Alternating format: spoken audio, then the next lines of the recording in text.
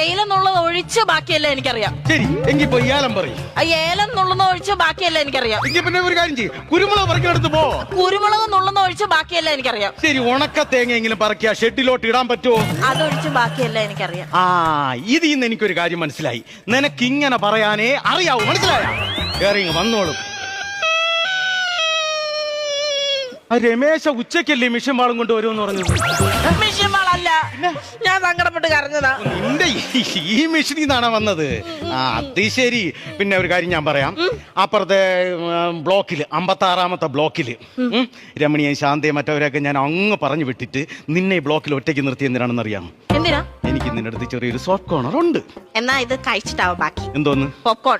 Popcorn അല്ല, soft corner ഉണ്ടെന്ന്. അതായത് ഈ സ്നേഹവും അലിവും ഒരു ഇഷ്ടമൊക്കെ നിന്റെ കൂടെ ഉണ്ട്.